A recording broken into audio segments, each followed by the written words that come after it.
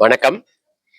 நான் doctor Krishnamurthy, senior consultant, plastic surgery, SIMS hospital, Vadapalani, Chennai.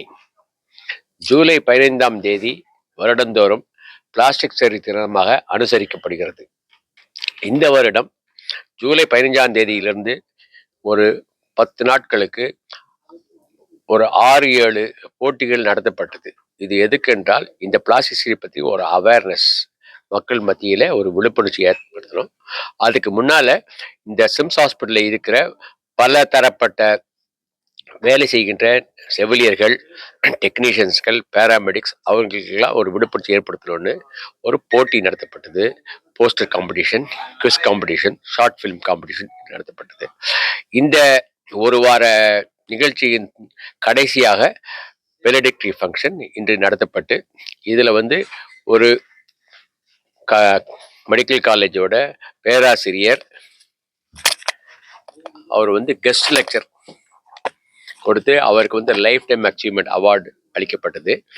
இன்னும் ஒரு முக்கியமான விஷயம் என்னன்னா, இந்த ஃபங்க்ஷனில் பிரபல திரைப்பட இயக்குனர் மிஸ்டர் ரமேஷ் கண்ணா பங்கு எடுத்து எங்களுடன் இந்த பரிசு வெற்றி பெற்றவர்கள் பரிசுகளை வழங்கி அவரும் எங்களை ஆசீர்வதித்து இந்த நிகழ்ச்சியை பற்றி தமிழில் அழகாக உரையாற்றினார். இந்த நிகழ்ச்சி ஒரு பாதி தான். ஏன்னா வருஷத்தில் ஒரே ஒரு நாள் தான் நம்ம கொண்டாடுறோம். ஆனால் மக்கள் மத்தியில் நீங்கள் இது மாதிரி மீடியா பீப்புள் கொண்டு போய் சேர்க்க வேண்டியது என்ன என்றால், பிளாஸ்டிக் சர்ஜரி என்பது ஒரு பிளாஸ்டிக் பேப்பரையோ ஒரு பிளாஸ்டிக் பொருளையோ வச்சு செய்வதில்லை.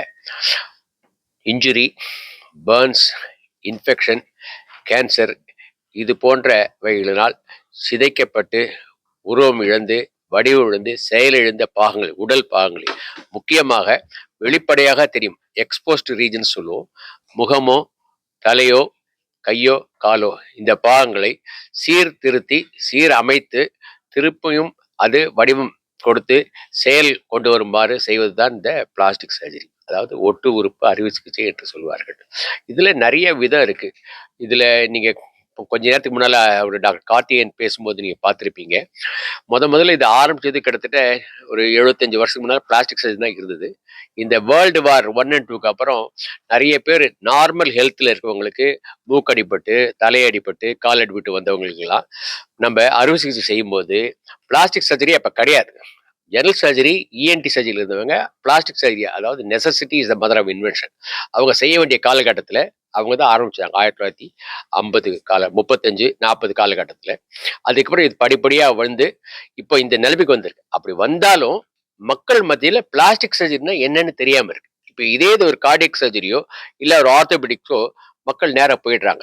இப்போதான் கடந்த ஒரு 20 வருஷமா பிளாஸ்டிக் சர்ஜரி ஆக்சுவலாக பார்த்தீங்கன்னா, ரொம்ப நாளைக்கு முன்னாலேயே தீக்காய வார்டு கேஎம்சியில் இருக்கு, தெரியும். தீக்காயன்னு யார் பண்ணா பிளாஸ்டிக் சர்ஜரி.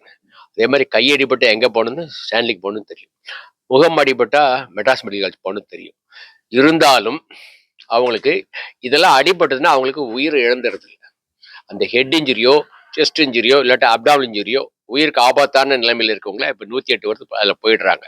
இப்போதான் குறைந்த காலத்தில் ஒரு 15-20 வருஷமா தான் இந்த பிளாஸ்டிக் சர்ஜரி மற்றவங்களுக்குலாம் ஹெல்ப் பண்ணுறதுனால, ஆர்த்தோபெடிக் சர்ஜன்ஸுக்கு, கார்டியோதொரசிக் சர்ஜன்ஸுக்கு, நியூரோ சர்ஜன்ஸுக்கு ஹெல்ப் பண்ணுறதுனால படிப்படியாக அது ப்ராப்ளம் சால்விங் சொல்லுவாங்க.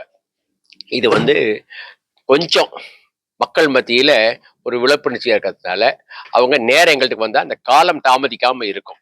இந்த மாதிரி காலகட்டத்தில் இந்த ஐ கேப்ஸ் சொல்கிற பிளாஸ்டிக் டிபார்ட்மெண்ட் கடந்த 10 ஆண்டுகளாக இந்த சிம்ஸ் ஹாஸ்பிட்டலில் பணிபுரிந்துட்டு இருக்கு. இப்போ என்னோட இருக்கவங்கலாம் இந்த ஹாஸ்பிட்டலில் எல்லாரும் பிளாஸ்டிக் சர்ஜன் தான்.